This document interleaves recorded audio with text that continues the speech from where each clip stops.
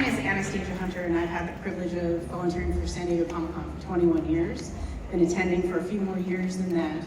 And as the situation goes, occasionally we lose people. And last year we lost Sting. It's our first Comic-Con without him. I have a presentation that I put together for you of a collection of fan art. It's put together by a variety of artists right after he passed. And then we have a bunch of people here to give personal stories of their interaction with Stan Lee. So please take photos if you'd like to take photographs of this placard that we have up here in his honor as we begin our presentation.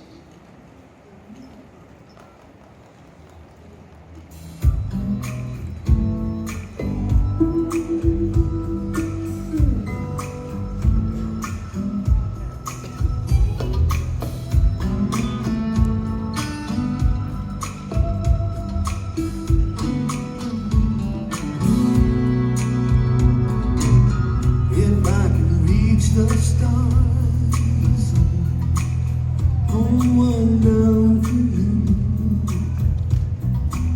shining on my heart, so you can see the truth. That this love I have inside is everything it seems, but for now it's only in my dreams, and I can change the world. I will be the sunlight in your universe. You would think my love was really something good. Baby, if I could change the world.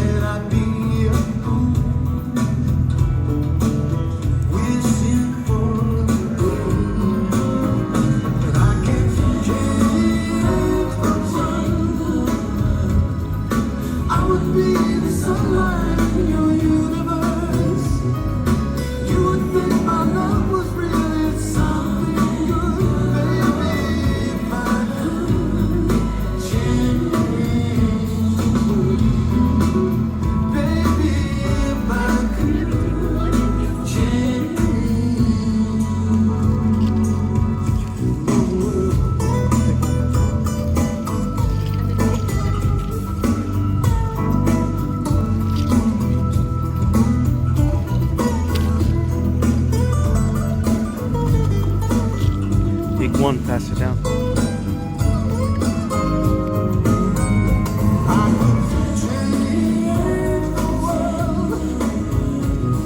Sir, completely, they have to be in the seats. They have to be in the seats. You would think my love was really something good, baby, if I could change the world, baby, if I could change the world, baby, if I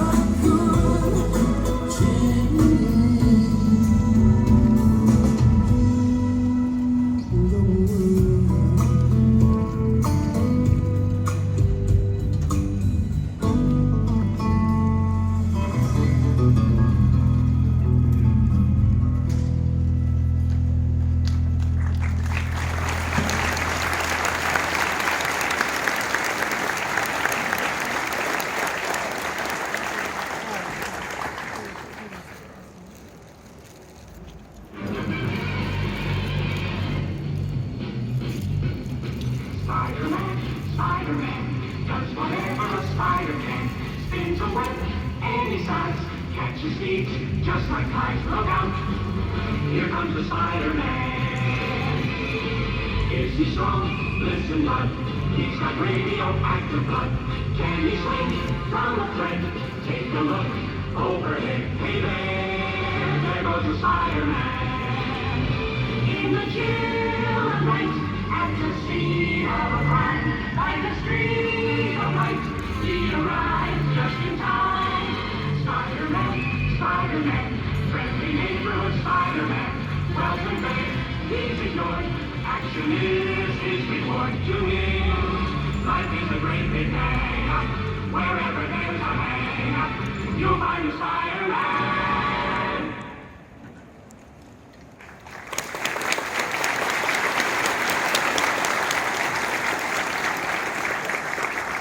We also have a giveaway that we're giving out today. One of the artists that's going to be presenting did a tribute piece that will be passed around to everyone, in addition to a young lady named Raven, who put together a particular button that everybody will get today. So please stay in your seats and enjoy the presentation.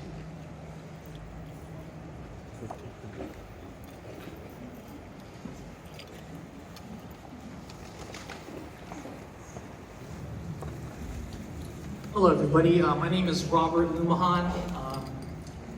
Been coming to the comic conventions here at San Diego Comic-Con since 1976.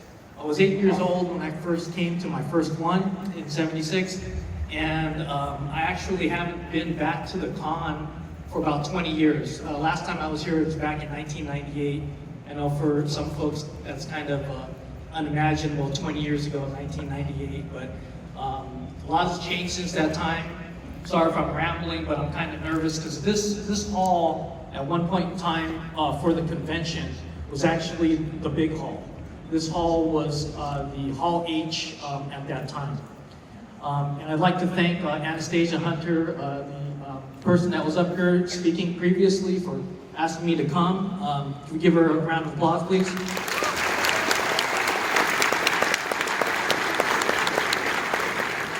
And I'd also like to thank everybody in the room who is serving in the military or has served in the military. I know that San Diego is a big military town, and I'm very appreciative of all your efforts.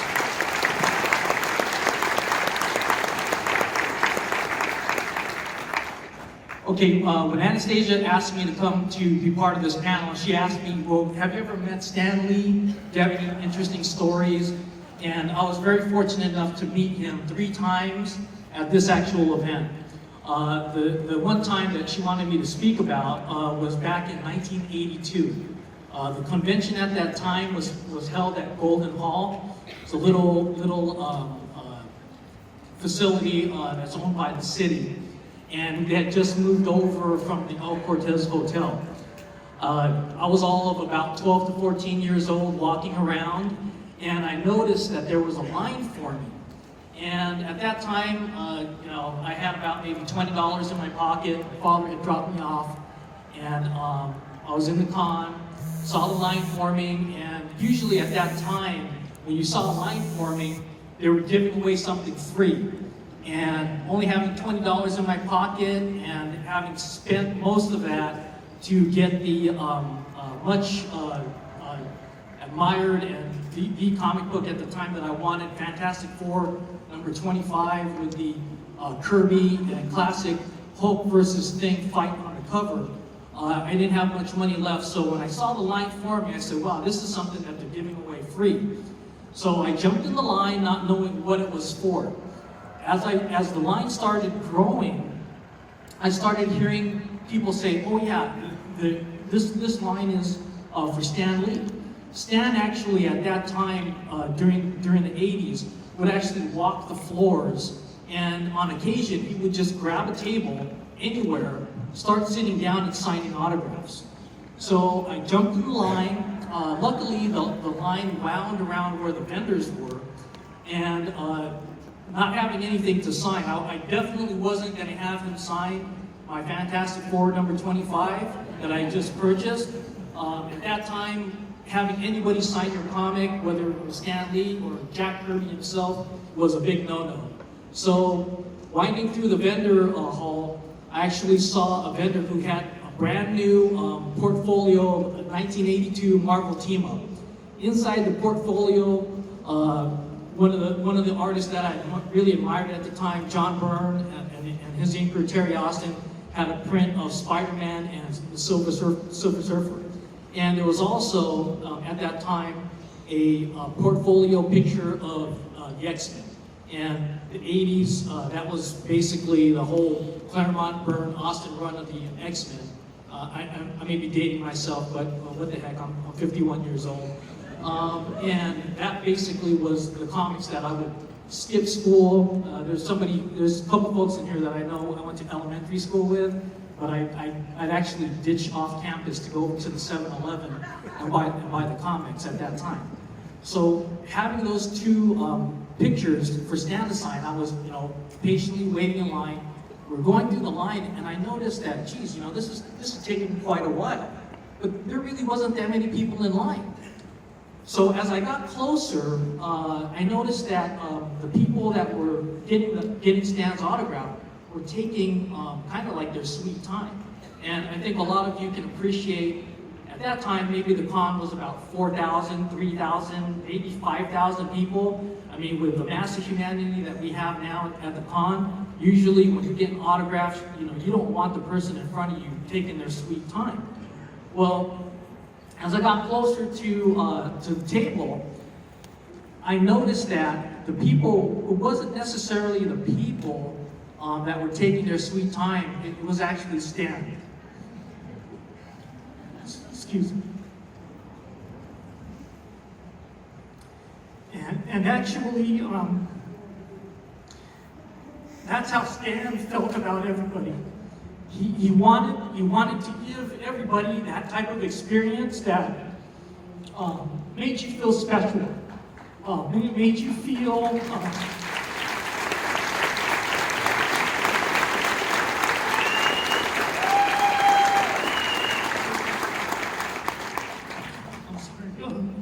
made you feel that you were welcome, that you were part of a community.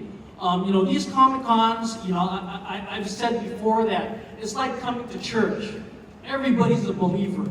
You don't have to explain yourself. You don't have to explain why you're cosplaying Sailor Moon or Harry Potter, or whether you're here, rocking Star Trek gear or a Marvel Aloha shirt, and that was what Stan wanted. Stan wanted everybody to feel welcome.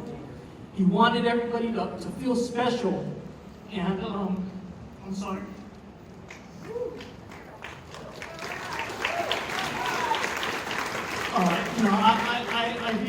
I really appreciate it, because as a 12-year-old boy who got teased about collecting comics, to have, one of the god from Mount Olympus of the comics take his time to talk to everybody.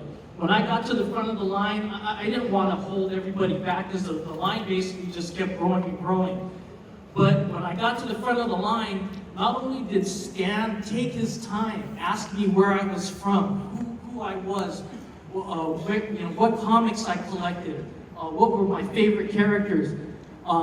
He basically made me feel special, and that's what I wanted to convey to everybody here. Hopefully, you enjoyed that, and I think Stan really embraced the whole his favorite motto: with great power, there must come great responsibility. Thank you.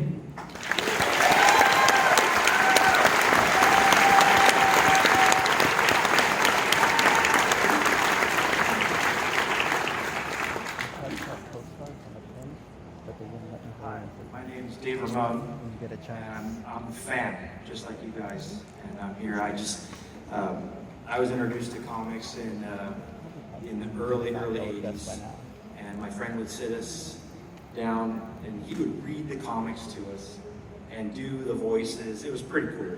And I didn't read comics before that, but that got me very interested in comics. And I kept going and reading comics.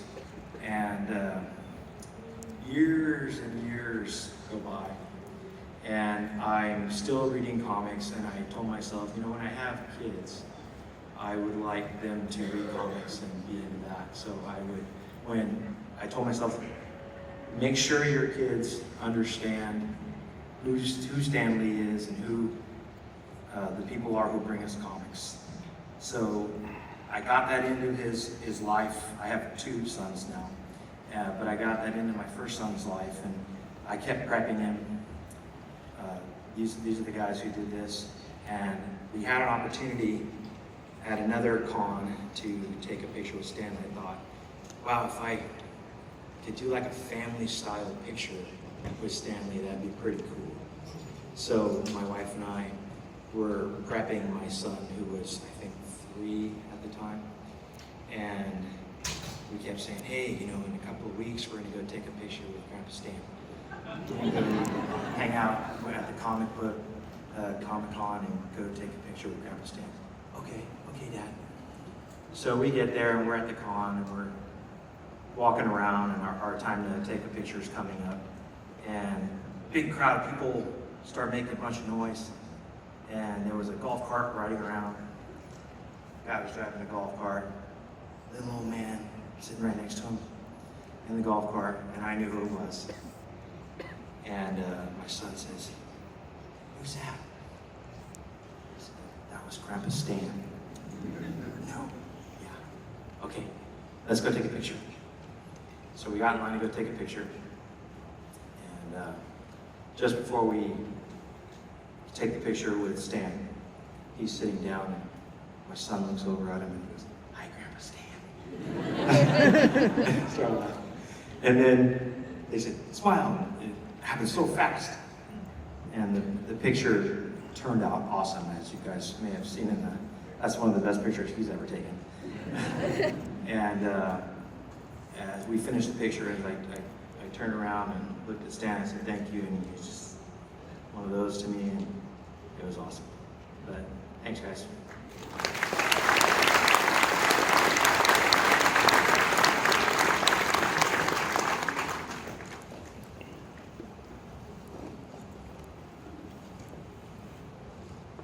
Hello. Okay, this far.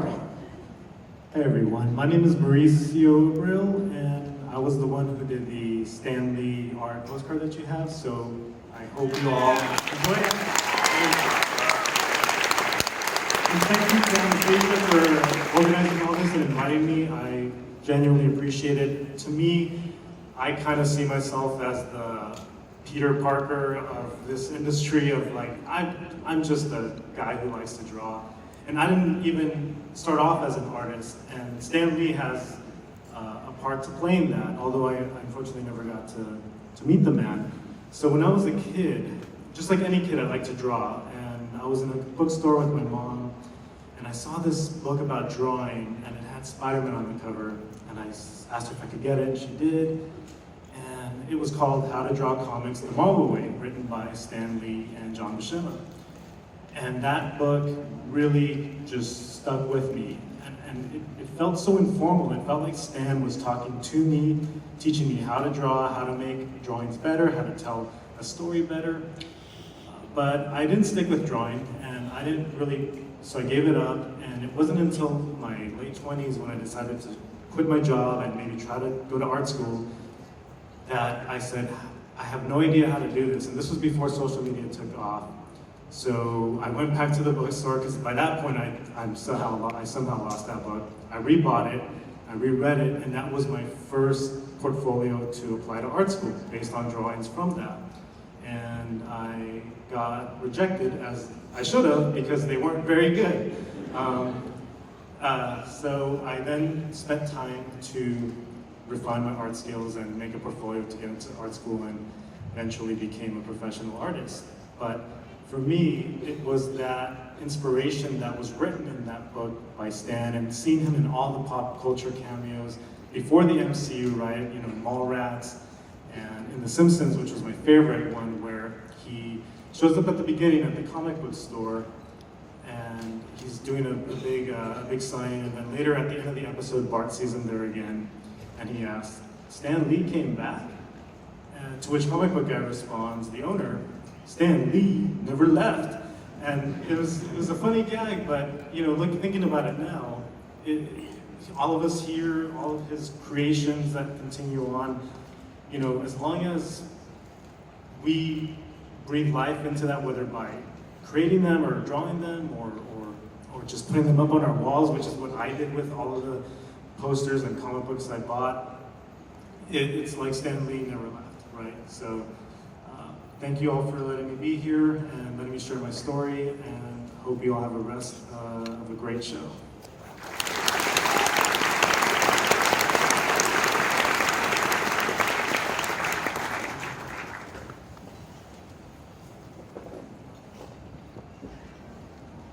Hello, hello.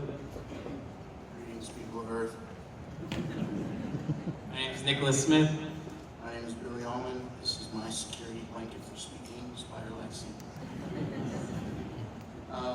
So we came up together because we have kind of a joint Stan Lee story to share.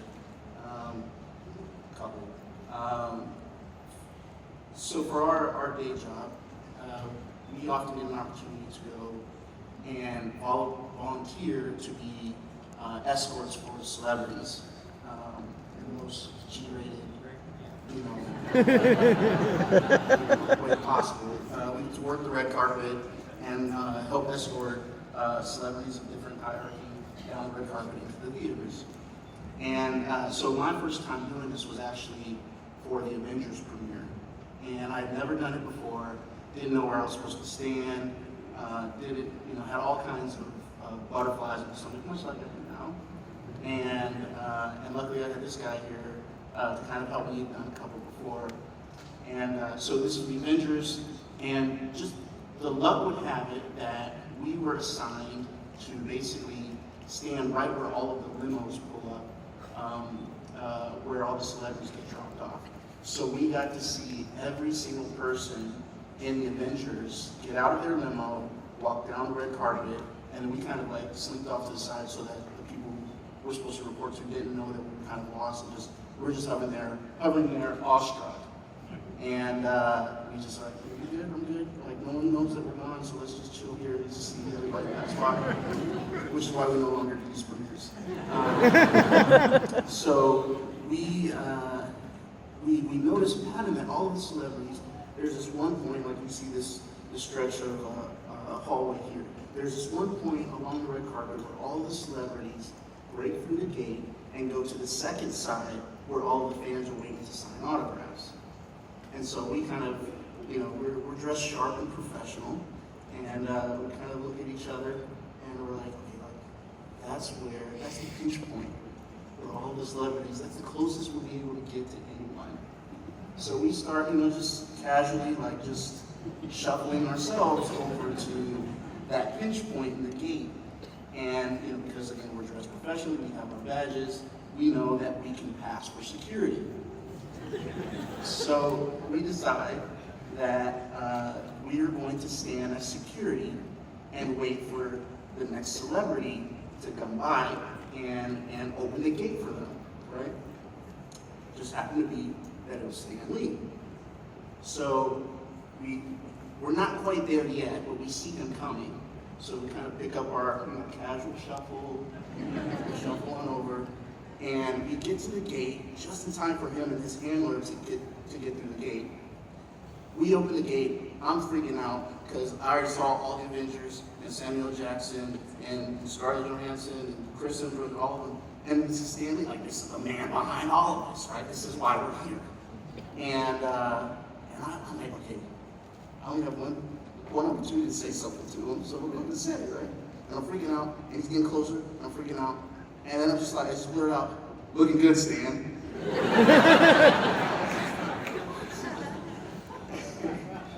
I'll never forget this for the rest of my life.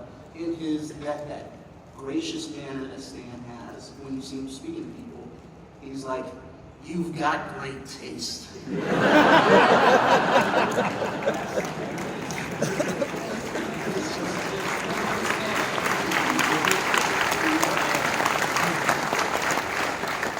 I don't remember what happened the rest of the night. I kind of blacked out. But yeah, it was those moments. I keep thinking about our time at Imagineering and like there were so many things that we did, like pretending to be his bodyguard.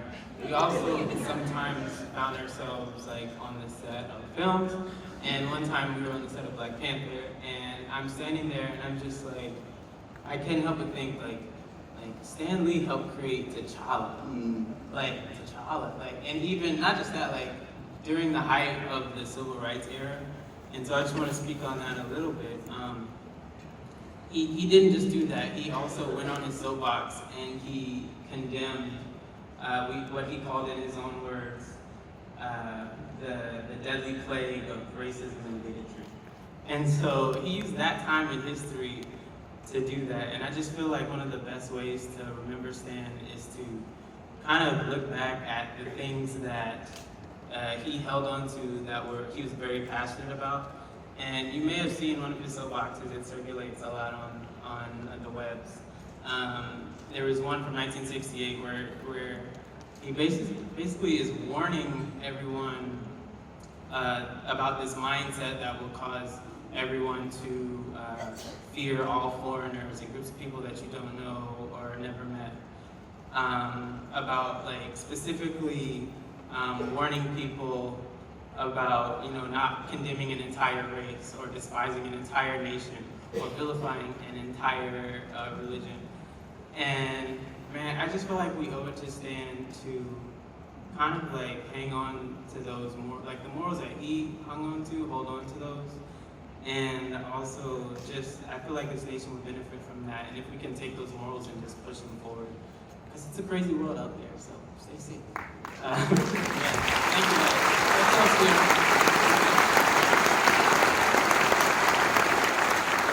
I just want to say one last thing before this brother lets the base up.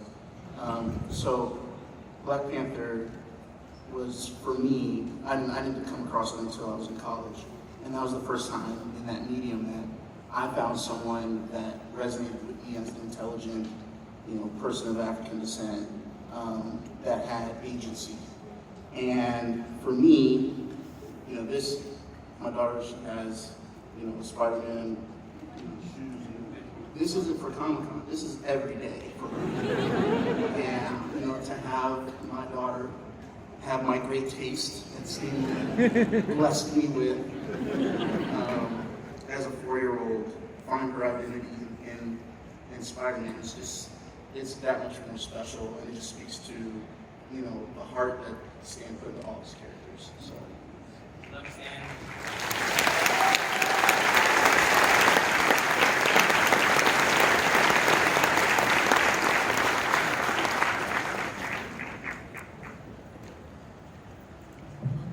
I'm very short.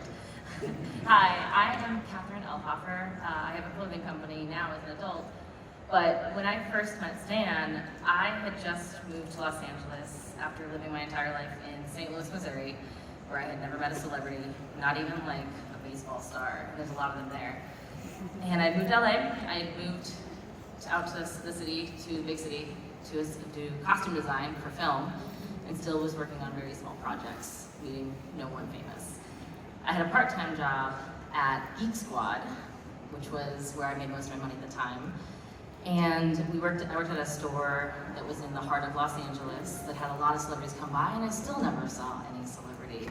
I always missed them, or I was busy. So one day, this like hush went through the entire building, and you could just hear on the speakers that everyone used, like, Stan Lee's here. Stan Lee's here. And I turned to my coworker and I go, Stanley? Stanley who? Stanley Kubrick? Like, who are we talking about? They go, no, Stan Lee. Stan Lee. I was like, you guys gotta put a pause in there so I know what you're talking about. So I was like, he's in DI, digital imaging cameras. I was like, am I allowed to go like talk to him? They're like, no, you can't just do that. Like, he's a celebrity. You can't just go up and like fangirl. Fine, I'll wait for him to come near me. Which I'm like, I'm in Geek Squad, I'm in the corner. No one comes up to us unless they're mad. So he's not gonna come on here. But he worked his way up to customer service, which was right by Geek Squad. And he was checking out on one of the computers there. And I was like, okay guys, I'm gonna do this. Like, you can't stop me. Don't talk. So I wandered over and I go, Mr. Lee? Because I didn't know, I'd never met a celeb. He turns around, he goes, yes. And I go, I just want to, and I'm going to try really hard not to cry this time, but like tears pouring down my face. I just want to thank you for X-Men, because that was my favorite year. I was like, Storm and Rogan, like I just like was immediately in tears, like because I was replaying all of the cartoons, the comics. Like X-Men was my jam before the MCU, and I'm just in tears thanking him. And he takes my hand. He goes, "Oh, honey, no, thank you. I did it for like girls and boys like you." And I was like, "Oh my God." Okay, so that was like my best celebrity encounter ever, and I'm gonna live with that for the rest of my life.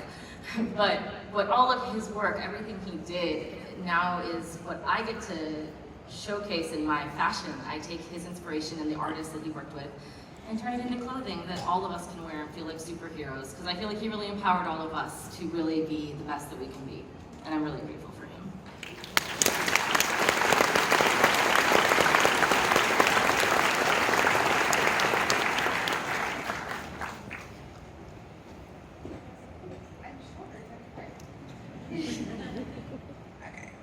Hi guys, I'm Christine, and I've been fortunate to say that I used to call Stan the guy from work. I didn't actually work with him, but I saw him almost every day in the office. So there's lots of times where I would see him and say, "Hi sweetheart, how's it going? Nice dress." But my favorite memory of Stan would be the very first time I met him, and it would be at the Walt Disney Studios. And I was in between meetings, and in the building, I sat in Craig G. Wells, which he ended up sitting in that building as well with Marvel. But my favorite is the fact that I was in between meetings, and I really needed Starbucks. So what happened is I was running through the lobby of our building, and I run right smack into him. Don't know who he is, knock the papers and everything in his hands down onto the floor. And in an effort to not be a complete douche, I turned around, picked up the papers, and went, "Oh my God, I'm so sorry, Stan Lee. Oh my God." And he was so sweet and smiling, thank God, because I would hate to think that I knocked out Stan Lee. That I picked up the papers, gave it to him, and he said, "That's okay, sweetheart." And then I was mostly flustered just because, again, it was Stan Lee, running into Stan Lee at work. So after that, every time I saw him on campus, it was, "Hi, sweetheart, how's it going?" But my favorite thing he's ever said to me, besides hugs at cons, hugs at work, whatever, was one day I was wearing a blue and white polka dot dress, because I dress kind of vintage at work. And he looked at me and he said, I think my Joni has the same exact dress. And so that meant a lot to me because I knew how much Joni meant to Stan as well. And one day I did tell him, "Thank you for my childhood." And he just went, "Thank you for reading."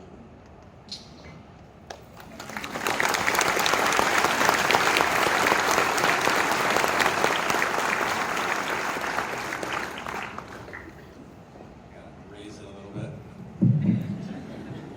Hi, my name is Brian Crosby. I feel like I have so many experiences to share about Stan. He meant so much to me. Like some of the speakers you heard before me, I was a former Walt Disney Imagineer, theme park designer. I currently work for Marvel. I'm very blessed to have that role. But when I was asked to speak here today, I wanted it to be clear that I'm not here as a representative of Marvel, but I'm here just because I'm a fan, and I work for Marvel, and I do the things that I do because I love Stan Lee. Stan really was everything that you'd want him to be. I had a number of opportunities to talk with him and get to know him just a little bit. I didn't get to spend a lot of time with him, but each time I did, I learned that Stan was one of those legends that you're never supposed to meet your icons, your legends, your idols, or whatever the saying is. Stan was not that. Stan was everything that you wanted him to be. He was everything that you imagined he was. In fact, I think Stanley Lieber's best creation was Stan Lee himself. The first time I met Stan was actually at AT&T Park, which, for you sports fans, is where the San Francisco Giants play. And it was a Marvel-themed day. One of my roles at Marvel is to oversee live events, theme parks, things like that.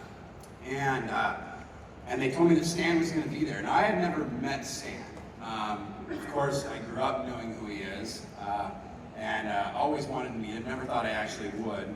And Stan was there. He told me I was going to get to meet him in kind of the backstage area. And they said, you want to go meet him? I'm like, yeah, absolutely. Of course, I'd love to meet Stan. And they took me back there, and Stan was kind of asleep, frankly. I mean, he was kind of sitting in the chair. I think he was just out, kind of nodded off. And they went over and tapped him on the shoulder, and they said, Stan, there's somebody here to meet you. And just like that, he turned it on, and he became Stanley, and said Excelsior, and said all the things that you want to hear him say, and I'm like, you are amazing. And every time I met him, it was almost the same experience. We bring him here to Comic-Con, you take a little nap, Stan's time to become Stan Lee, and he would just turn it right back on.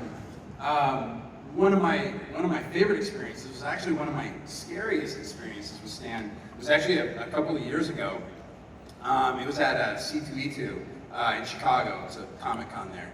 And we brought Stan Lee onto the stage. It was kind of a surprise appearance.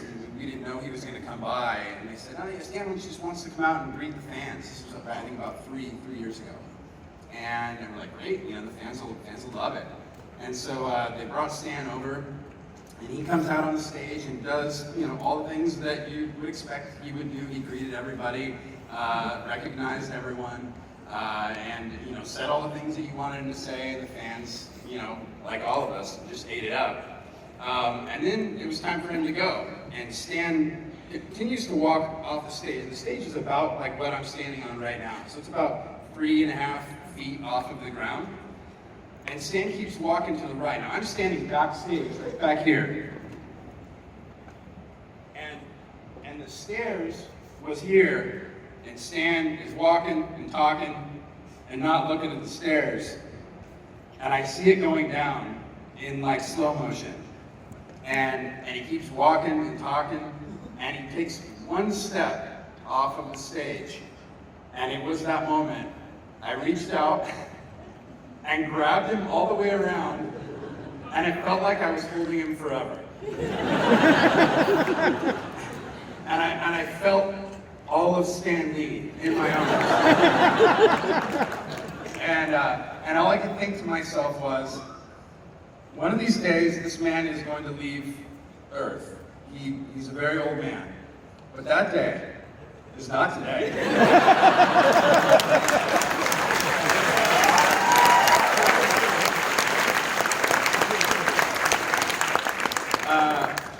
Yeah, I'll never forget that. That was great. What Stan cared about was really what you've heard about so much here today. Stan cared about all of us. Cared about each one of us. I did some interviews this weekend, this week here for Comic-Con, and one of the reporters asked me, how important is it that people see themselves in Marvel characters?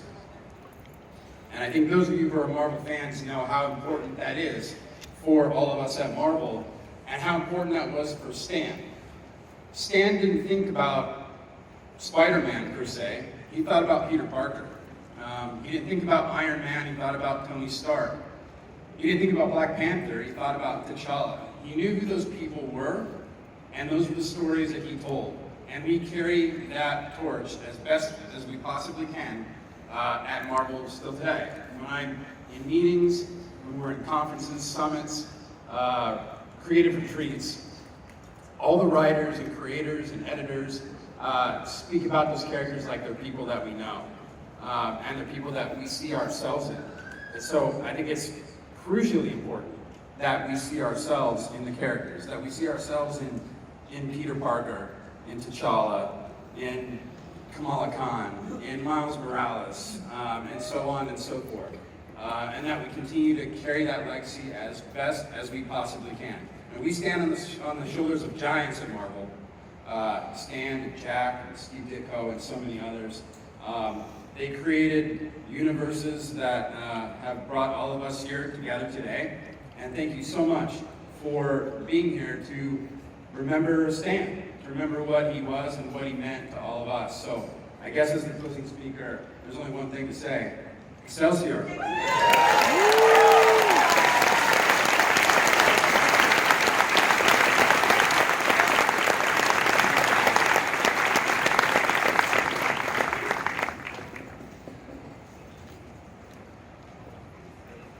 All right, we have a little bit more time than I originally expected, so I'm going to take down my presentation and show you guys a video that includes all of Stan's cameos.